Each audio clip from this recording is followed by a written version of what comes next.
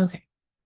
So first of all, I would like to ask what fields everyone is planning to apply to. And if you could put your answer in the chat, that would be great.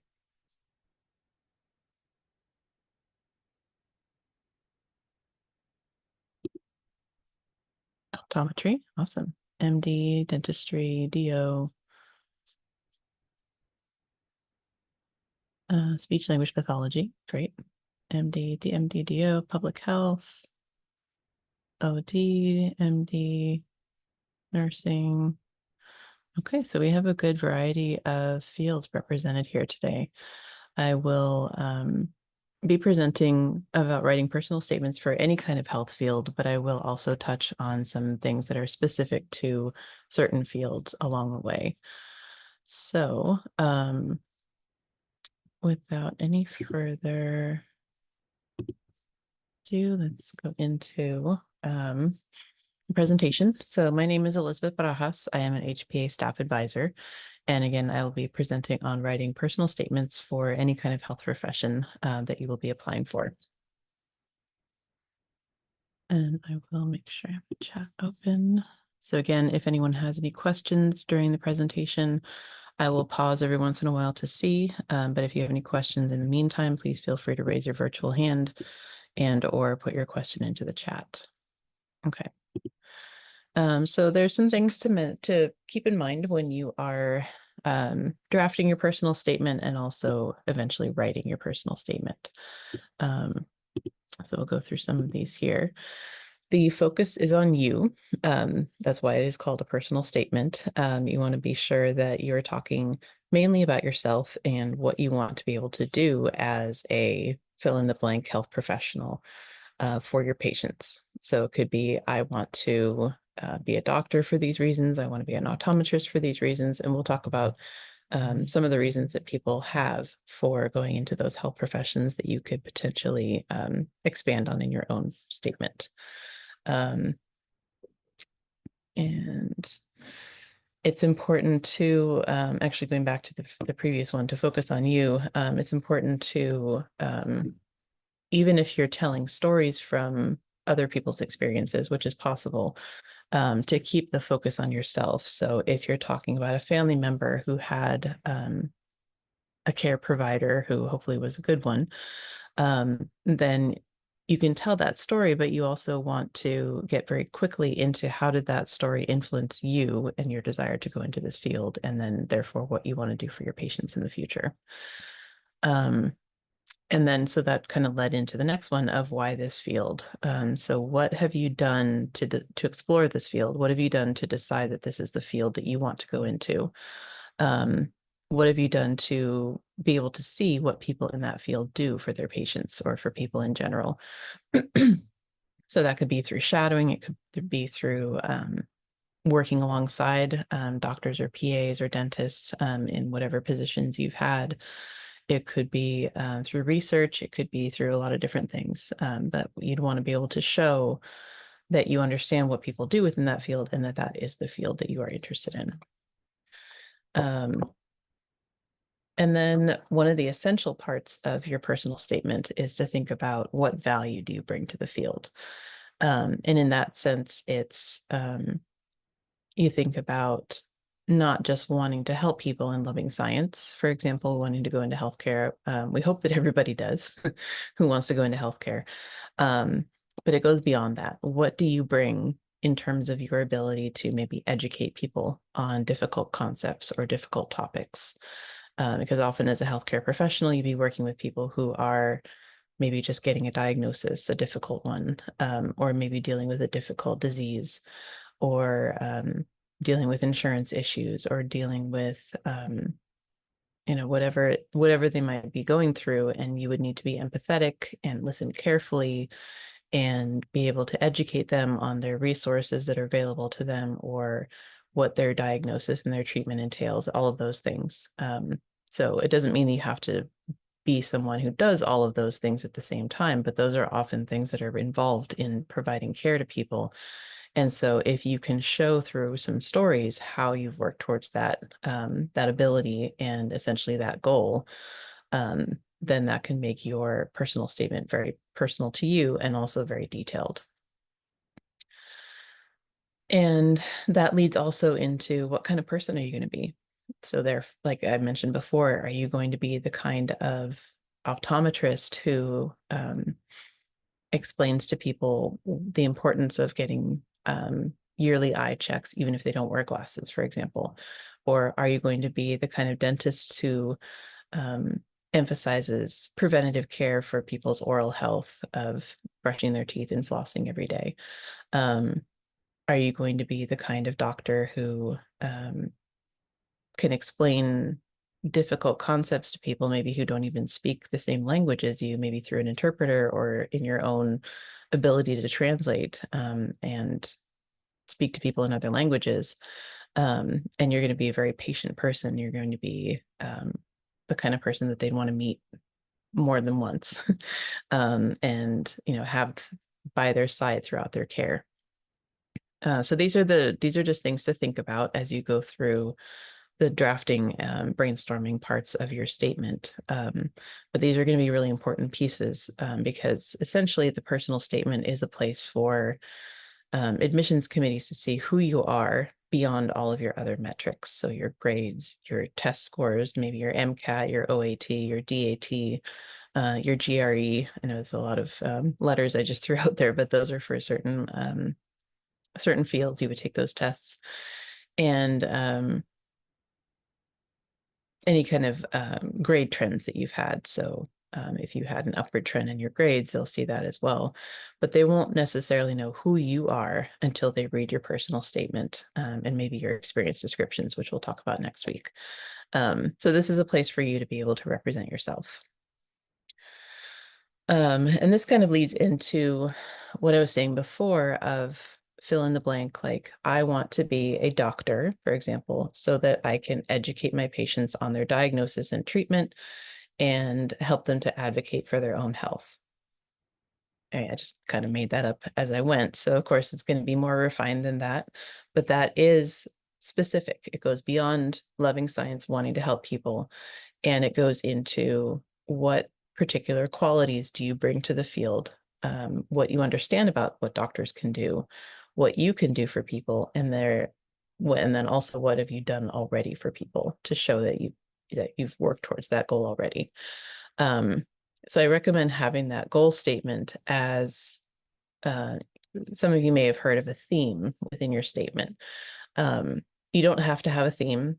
I mean, you don't necessarily have to have a goal statement either, but the benefit to it is that having that main statement means that then you can build up to that within the first paragraph. I recommend having the goal statement at the end of the first paragraph, maybe at the end of the second one at the latest. But then you can have a story that leads up to that. Like, how did you find out that doctors can educate their patients? Maybe it was something you did or something you saw, like you did as a patient, or that you experienced as a patient is what I meant to say, or something that you saw as a like shadowing or a family member or somebody else. And then going from that introduction into your body paragraphs would be, what are some ways that you've worked towards that goal of being an educator? Maybe you've been a tutor. And so you could tell a specific story about being a tutor that would parallel or echo what you saw the doctor do in the first paragraph story.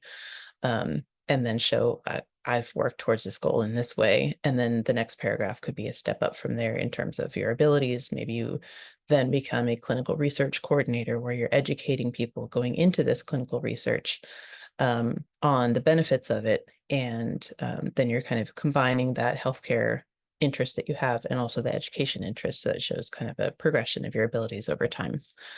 But having that goal statement can help you choose which stories you want to tell from which experiences, because you're going to have a lot of experiences, I'm sure, and a lot of stories that you could tell.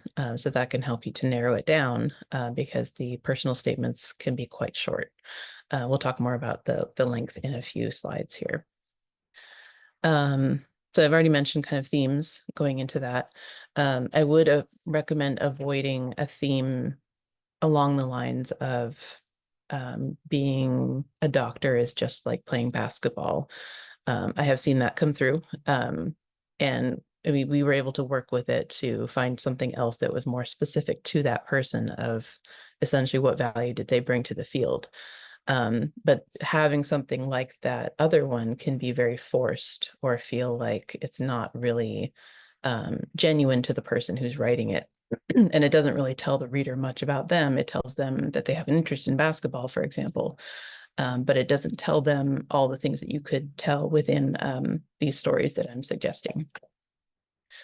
And then going on to the next one.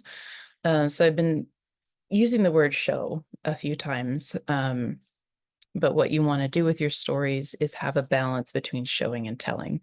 So I mentioned before that an example could be someone who wants to educate as a doctor. So maybe the first body paragraph is a story about them tutoring or doing something else educationally, but we'll go with tutoring for an example.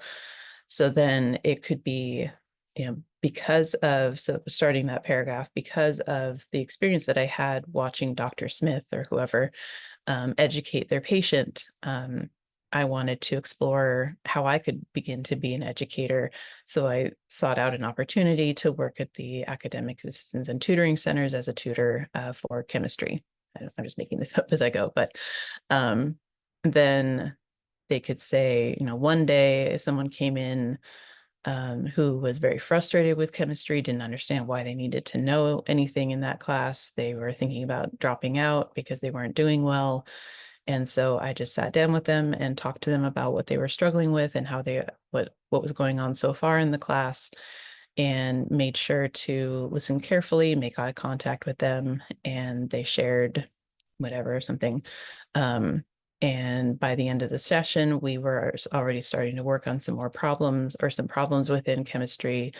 And they understood a little bit more of why it was necessary for them because of their future goals or whatever. And they said, thank you for helping them with this. And then you can have a reflection. So that's the showing part. And then the reflection, the telling, would be, why is this story important? So then you have a concluding statement or statements where you say, this experience taught me the importance of meeting people where they are and helping them get to where they need to be. Or it's, and I look forward to being able to do that as a doctor in the future. So you kind of bring it back to the field that you're going into. And of course, with this example, you could fill in the blank with anything like, this is the kind of optometrist I want to be, or this is the kind of nurse I want to be. And hopefully that makes sense, though, between the balance between show and tell within a paragraph. So like there's that transitional sentence into the paragraph kind of showing, and I'll actually go into more detail about this in a few slides, but showing that progression and purpose behind moving on to another experience. And then a story from that experience where you're highlighting your abilities and the things that you brought to that interaction with someone. And then that concluding thought where you're wrapping it up and giving the reader the so what of what the story is. Like, why are you telling this story? Okay, and then I've already kind of touched on this a little bit with those transitional sentences, but that would be the connections between your experiences, like what led you from one experience to the next, because you don't want the reader to have to guess. And that kind of also goes back to the show and tell. So if you tell a story and then just leave it there, the reader could have an interpretation that's completely different from what you want them to interpret. So you want to be careful to give them that information, like, I'm telling you this story because, you don't have to say that directly, but essentially that's what you'd be saying. And also helping them see the connections between your experiences with those transition sentences. And through the stories that you tell, you can also show competencies and attributes. I don't know if anybody has heard of the core competencies for medical schools, but I'm going to share that really quickly here. Why is this not? Oops. Oh, okay. Here they are. And these are things that you're going to develop through a lot of your different experiences. So the ones towards the left under the professional part are going to be things that you would normally gain or continue to develop if you already have them through the experiences that you have working with patients or shadowing or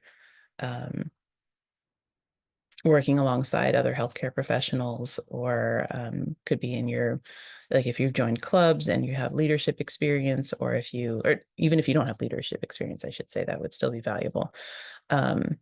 Or if you do community service, and any of those things, they don't have to be directly related to medicine or any kind of healthcare in order to be put into your personal statement. Like before, I had the example of the tutoring. That could be, it doesn't have to be related to healthcare at all for you to be able to put in your personal statement, as long as it's related to that goal statement that I mentioned before.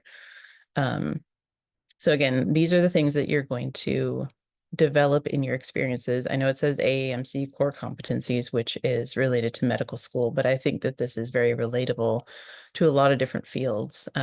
One that would be missing essentially then, for dentistry, for example, like there could be other ones that are specific to different fields, like dentistry would have manual dexterity as a competency that they want to see, that you have that kind of ability to work well with your hands. So if you're going to a different field, you'd also want to look for the other things that they are looking for within your application. But this is at least a starting point. And so through the stories that you tell, like that very general story that I told about the tutoring, you can see different pieces of these within that story. So in the chat, can anyone think of which, I mean, it could be any of them across all three sections. Within that story that I made up about tutoring, is there anything that you could see from this list that would pop out as like, oh, I could see that the story would show this person has fill in the blank. And you can put it in the chat what you see, or what you can, yeah, oral communication, definitely. Empathy and compassion.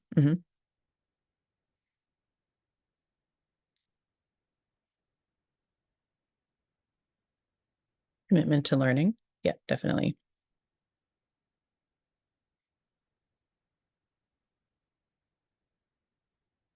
Teamwork.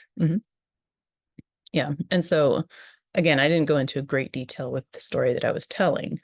But if you wanted to highlight maybe cultural awareness or cultural humility, maybe you include that it's somebody from a background different from yours, and maybe they had different concerns about like their parents being angry with them about getting a bad grade, or maybe something that you might not be able to relate to, but you're still able to listen and empathize with someone. So then you could highlight those things. But also, if you noticed, I didn't mention any of these things directly, the ones that y'all had put into the chat. So oral communication, I didn't say anywhere that I used my oral communication skills to talk to this person. You don't want to have them in there directly like that. It's more showing it, or implying it basically through the story that you're telling. But it's still there in some way. So again, you can include other things by adding more details to your story, and also going a little bit into that. Often people going into any kind of health field feel like, and they're writing their personal statement, they feel like, oh, this is going to sound like everyone else's.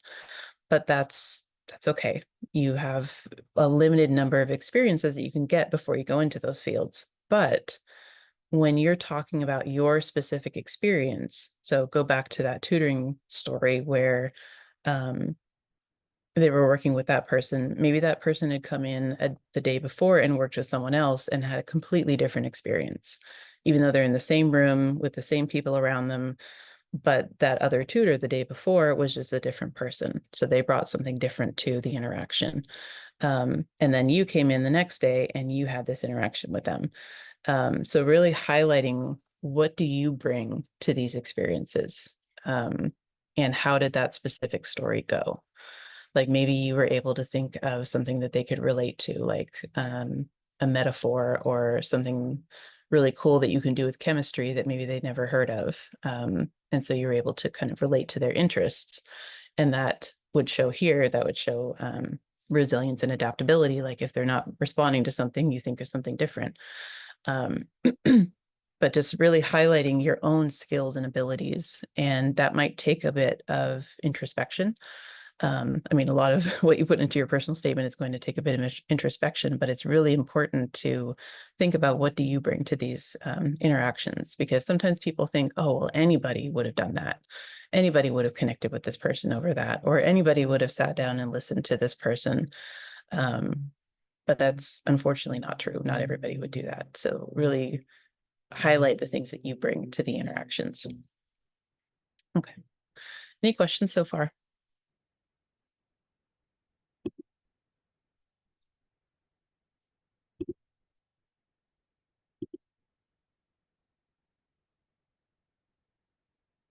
Okay. Going in here, I did mention this a little bit before. So again, this is for AAMC, but I think that this is also relatable to any kind of health field. The metrics in the middle are going to include your GPA, your grade trends. Like if you maybe got lower grades for a while and then you had an upward trend, like you figured out that you needed to change your study habits or things like that. And then your MCAT or other test scores. So those are all the numbers, but those don't tell the admissions committees anything about who you are.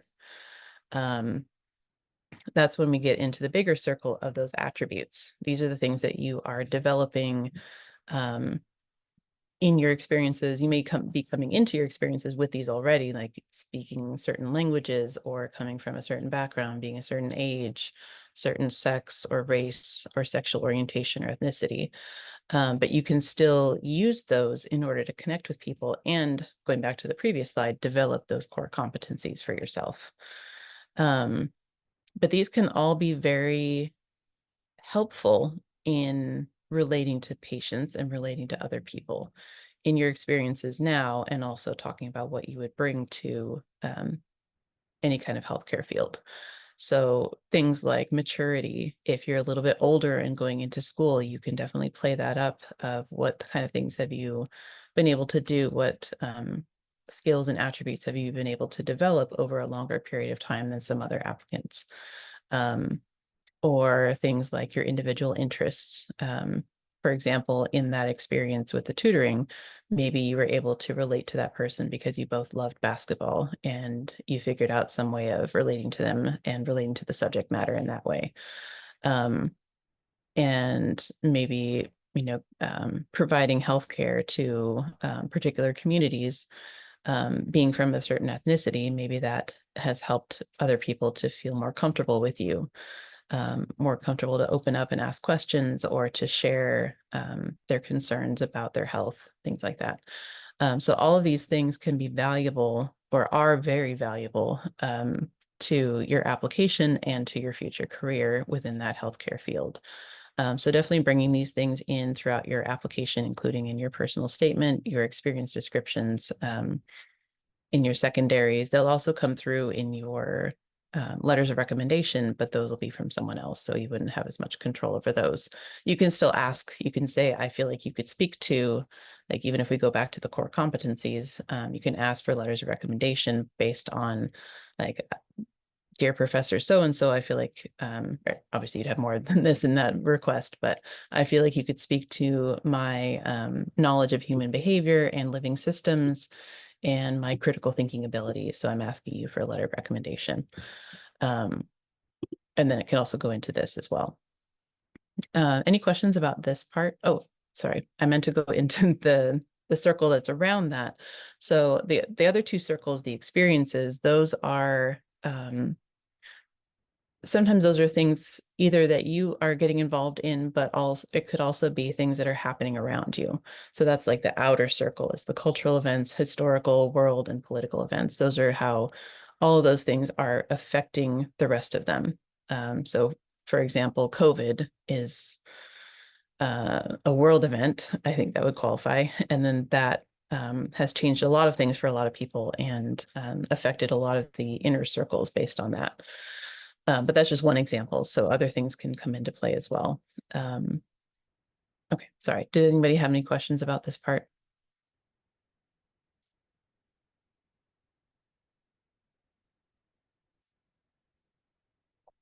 Okay, I'll keep going here. So I mentioned themes. slash, maybe I might change this name to goal statement or like centralized idea. But generally what those goal statements, like I want to be an optometrist so I can educate people on their eye health and help them understand their diagnosis and treatment. The benefits of having that, like I said before, are to provide a focus to the essay. They help to avoid listing experiences. Like you don't really want to have essentially a resume in your personal statement. You don't need all of your experiences because they will be somewhere else in your application. Or telling your whole life story. It'd be very hard to tell a whole life story in this short amount of space anyway. But what you want to do here is use those that centralized idea to again show how the experiences build on one another to emphasize who you are, what you care about, and the value you bring to healthcare. So I like to think of it as like the introduction and the goal statement being the bottom step or the foundation. And then each paragraph after that is a step up in your ability to continue working towards that goal. And then, at the top of the stairs is, of course, your career in that particular healthcare field. And then if you're trying to think of what your goal statement could be, think of some meaningful points in your life. And then what kind of concepts or patterns can you see? So with that example before of education, maybe that person didn't quite realize that that's what they were heading towards. And so then like listing all of their experiences, maybe they list out 10 of their experiences to also brainstorm for their experience section. And then they look at the kind of the connections between these and they see, oh, I didn't even realize there's this common theme of education within my experiences, or fill in the blank. Maybe it's advocacy, maybe it's creating access to care for people in whatever way. And then you can use those concepts or patterns that you see to kind of build that goal statement.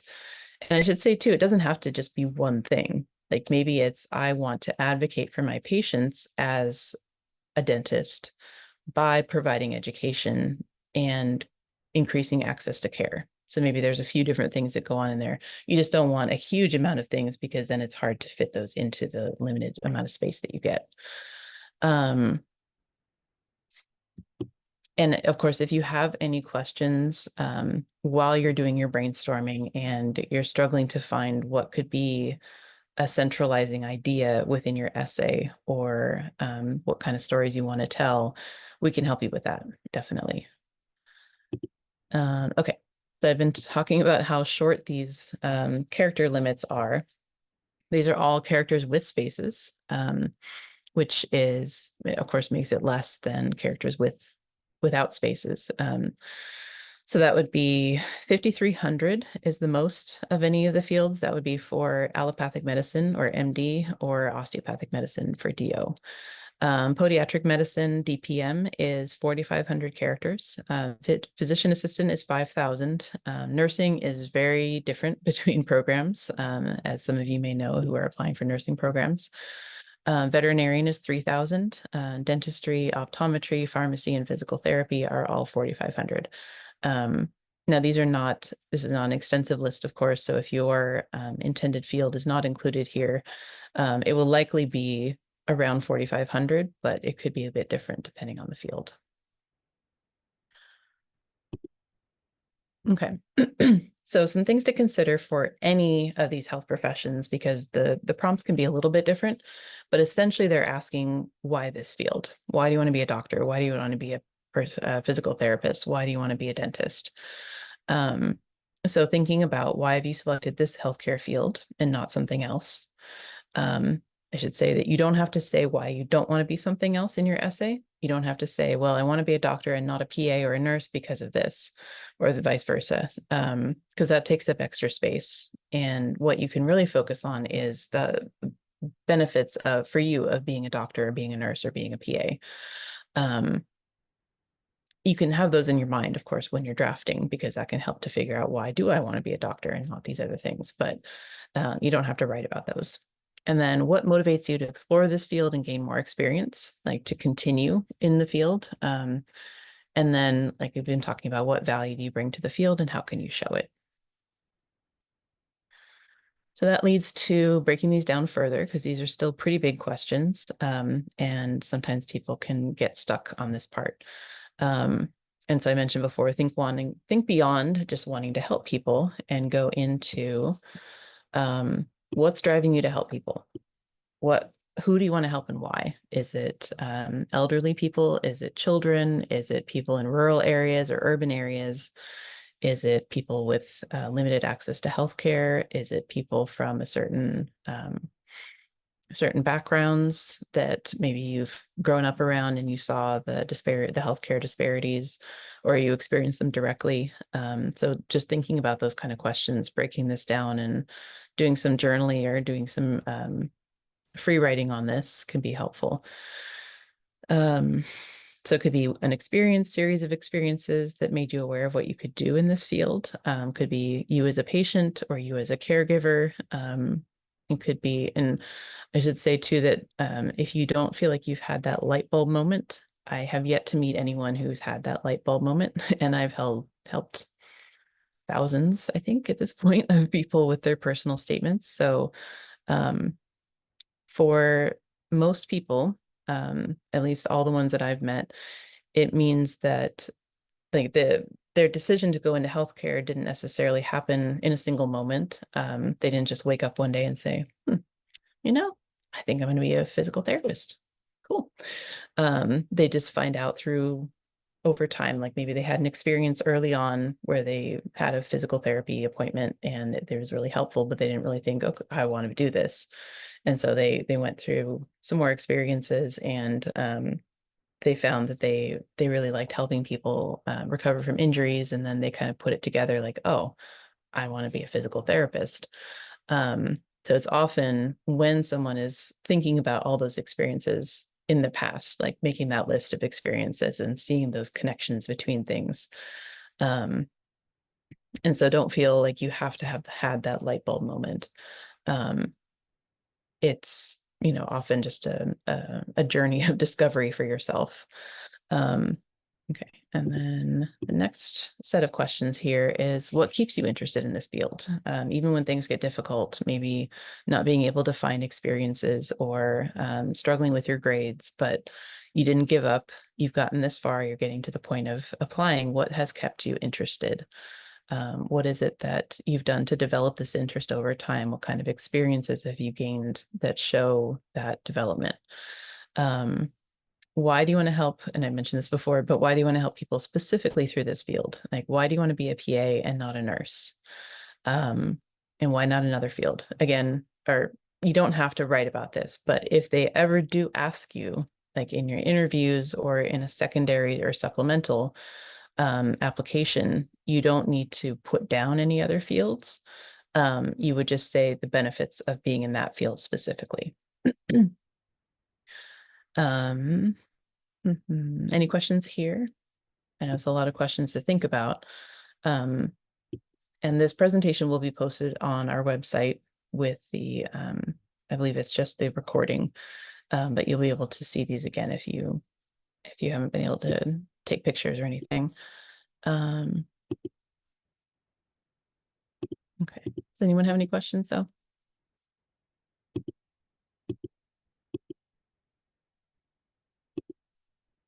Let's just keep going here. And some other things to think about. Is there anything else that you want schools to know about you that hasn't been included elsewhere in your application? And that could be anything, as long as it comes back to that kind of centralized idea or goal statement that you have. So it could be working in medically underserved areas. It could be study abroad experience. It could be research experience, any kind of hobbies that you want to talk about. So sometimes hobbies can relate back to the interest that you have. Anything about your life growing up that you think they'd be interested to know, like that could relate to maybe what led you to being interested in this field, or any kind of interest that you had growing up. And then, as I mentioned before, not everything has to be related to your field or even to healthcare in general, but it should be somehow related to that goal statement. So again, these are just some things to think about. You don't have to write about all of these things, of course. That would be You could probably write a novel or two about all of your experiences. But these are the ones that you think, I want to highlight these. These are the ones that I really want them to know about me. Okay. So some points in the writing process I wanted to review here. Growing up, I was not a fan of writing. It stressed me out, made me cry. So going into this career, I wanted to make sure that other people didn't feel that way. And so I want to kind of go through a few different tips and tricks that I've picked up along the way. The first one is to start early. So you're here now, which is great. It's January. If you're planning to apply this year, you'll likely be applying sometime in May, June, July, maybe even August, depending on your field. So start early. If you haven't started anything right now, maybe after this presentation ends, you just go do some brainstorming. That would be starting, even if it's not a draft yet. But definitely start as soon as you can, because there's a lot of revision and rewriting and having other people read it and give you their feedback and taking that feedback and incorporating it into your essay. And then being very clear on what the requirements are. So for some fields, the prompt will change every once in a while. Mainly, I would say that's for physical therapy and veterinary medicine, but some of the other ones may change as well. So definitely look into those. If you are applying for example, nursing, and they may have a centralized application, or they do have a centralized application, not all of your schools may go along with that. So you can definitely keep track of all the different nursing programs that you're applying to and what their different prompts are, what their different due dates are, would be very helpful. And then think about, what is your writing process? What works for you? Is it better for you to just do a brain dump and get everything out? Don't worry about, if that is the case, then don't worry about grammar or length. You can always come back and edit everything after that. Just get your ideas out. Or maybe you prefer to do like those bubble diagrams, or maybe you prefer to make a list with bullet points. Maybe you prefer to even talk into your computer or just record yourself talking. That can be helpful as well. So it's whatever works for you. It doesn't matter at this point. And so that kind of goes into brainstorming. What helps you in order to brainstorm? Personally, I like to do like a free write or a list of things. And what helps me sometimes if I get too overwhelmed with the thought of starting something is to set a timer for like 10, 15 minutes and just type completely for that time and just don't stop. Even if you start writing like, I don't like writing, I don't know why I have to do all this writing for this, I don't want to do this, you'll eventually get into what you need to be writing, hopefully. And then you can just go back through. Like I always had a metaphor of like, it's a sandbox if you have that kind of brain dump, and then you'd be sifting through it for all the gemstones of all the things that are really of value that you want to use in your later drafts. So again, whatever works for you. Definitely plan to write those multiple drafts. You're going to get feedback along the way. I think I'll talk about feedback in a second, but you may find eventually that the first draft and your last draft are very, very different. They might be pretty similar. There might be just a few things that you need to change, but for most people, it's going to be very different. It could be completely different, or it could just be like you can see a little bit of the same thing in them from the first to the last, but they're pretty different because you've gotten different feedback from people and made a lot of changes. And then I've talked about this already, but get feedback. So get feedback from friends and family, people that you trust, of course. You don't want someone who's going to just say, oh, this is lovely, period, and then that's it. They don't give you any constructive feedback. Or someone who writes all over it in red pen like my mom did, which was no fun growing up. But so maybe a balance between those types of people, like someone who's going to say, this is great, but what else can you do? Or can you explain this in more detail? And definitely please come to see us at HPA. We can help you with any draft. We can help you before you even start drafting if you're just stuck. and you want to talk to someone, talk through your ideas, we can help you with that. And then we can help you through all the way up until your final draft. And then, so you can utilize us as a writing resource. You can also go to the academic assistance and tutoring centers to see their writing specialists or their peer, can't remember what they call them, peer writing tutors. Can't remember, but peer tutors maybe. And they can help you with your personal statement. You can also go to the Writing Center on campus. It's over in the Teaching and Learning Center as well. But definitely come and see us early and often. We do get booked up very quickly towards maybe April or May when people are really getting into their drafting, or they realize at that point that they need to start. And someone asked if we also look over public health personal statements. Yes, we do. So there may be a bit of a difference between the public health ones and, or what am I trying to say? You may need to write a personal statement and a statement of purpose for those. That may also be the same for some of the master's programs for nursing, or pretty much any kind of master's program that you might be applying to. You may need to write multiple statements, and we can help you to figure out what goes in which statement and what you want to include. Yeah, of course.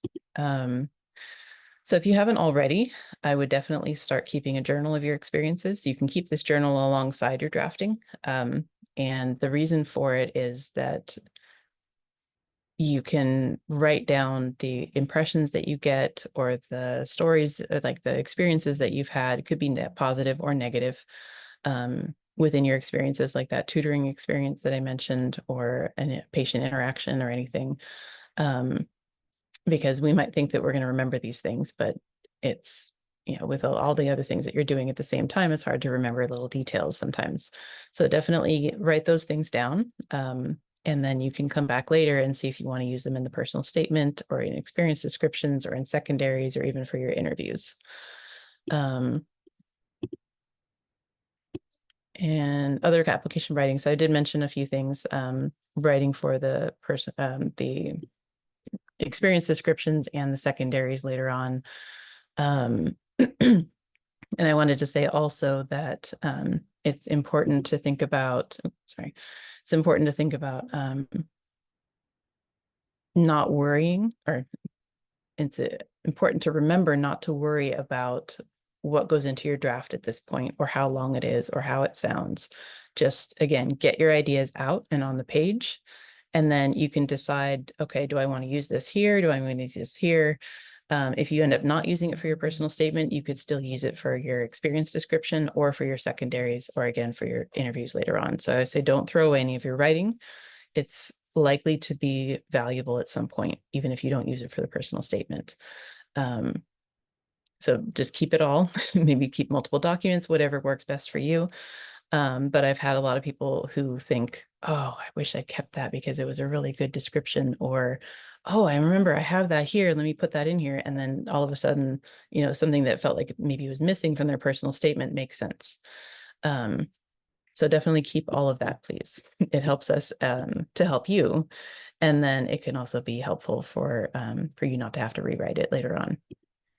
Okay, so basic structure. I've mentioned this a bit in a few different places, but to put it all together here, in the introduction, you can catch the reader's attention with a story or idea, whatever story or idea you feel like would lead into that goal statement. So maybe it's like shadowing Dr. So-and-so.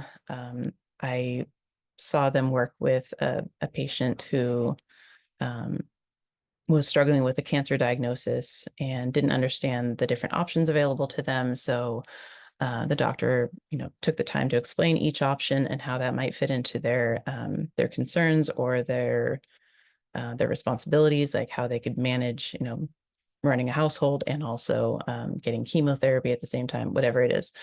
And then like this, seeing the doctor do this and seeing the relief on the patient's face made me think that this is what I want to do as a physician in the future.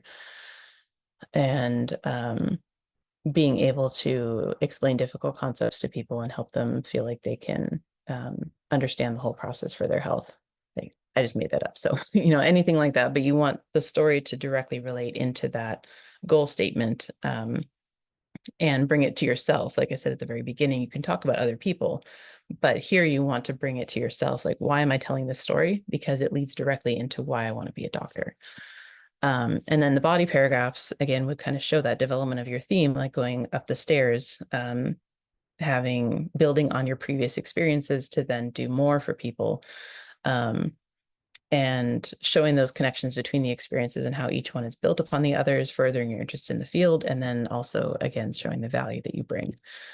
And so that might be 2 or 3 body paragraphs. It depends on the length of your paragraphs. It depends on the stories that you want to tell. But then in the conclusion, it can be short. It doesn't have to be very long. It doesn't have to be, in this paragraph, I talked about this, bring that into the conclusion. In this paragraph, I talked about this. It's more of, it can literally be 1 or 2 sentences of like, from these experiences, I've learned the importance of meeting people where they are and relating to them and listening carefully to their needs and helping them get to where they need to be. And I look forward to doing this as a doctor in the future. It could be as simple as that, maybe a bit better worded, but it doesn't have to be complex or complicated. It just kind of briefly summarizes on those main points, what you've learned, what you've done, and then look towards the future. And let's see. Okay, so body paragraph structure. I did mention this a little bit before when I gave the example of the tutoring, but starting with a transition that shows that purpose and intention. Often what I will see is I then found myself working in the ED at UCDMC. I mean, nobody just picked you up and put you there. Like, you did it on purpose. You sought out the opportunity to work there. So how did you get there? What led you to that position? So then the other sentence says instead, like, because shadowing Dr. Perez showed me the importance of these things, I decided to volunteer at the emergency department at the UC Davis Medical Center. So now you're going into more detail and more purpose of what, like, how that affected you and how it made you go into this next experience. And then you can bring in, like I mentioned before, a specific story about an interaction with a patient or a tutee or whoever. And then also keeping that balance between talking about them and talking about your role within the story. And then also being able to show those core competencies through that story. And then at the end, having that conclusion statement or statements, telling the reader why this story is important. Like, it's showing, the development of your ability, the development of maybe your knowledge of medicine, and kind of leading them into potentially even into the next paragraph of the next experience that you gained. And okay, so that is the end of what I have here. Does anyone have any remaining questions? And I will stay on for a few minutes extra afterwards. If anyone has any specific questions, I'll stop the recording as well. But let me address a couple questions here. Where can we find the exact prompt for MDDO before the release of applications? The MDDO prompt is, why do you want to be a doctor? Pretty much. Those questions that I had before are actually the ones that the AAMC, oh, it's gonna go through all these, the ones that the AAMC gives out. Like, I changed this one from why have you selected medicine to why have you selected this healthcare field to address everybody in this presentation. But these are the ones that they give. And so it's basically why medicine and then these other questions for the MD and DO. For MD and DO, you can usually, you can just use the same essay for both if you're applying for both of them. You can change the DO one a little bit to focus more on DO, especially if you have specific DO experiences, but you don't have to. Wanted to mention that as well. A question, should we send the personal statement or drafts to anyone who may write us a letter of recommendation? Yes, you can. They may request that, or you may offer, if you want to send that to them, because that does help give them more insight into who you are and your motivation to go into the field. And then another question, does HPA do walk-ins or would it be online appointments only? We can meet with people in person sometimes. We don't really do walk-ins, but we do have appointments available and we have drop-ins available that are, let me see if I can sit here. So hpadvising.ucdavis.edu will give you we'll show you the 30-minute appointments that you can join. And it will also show you the drop-in appointments that are available starting 8 a.m. on each drop-in day. So like Tuesdays, Wednesdays, and Thursdays at 8 a.m. you can see all of the drop-ins that are available that day. And you can normally you can select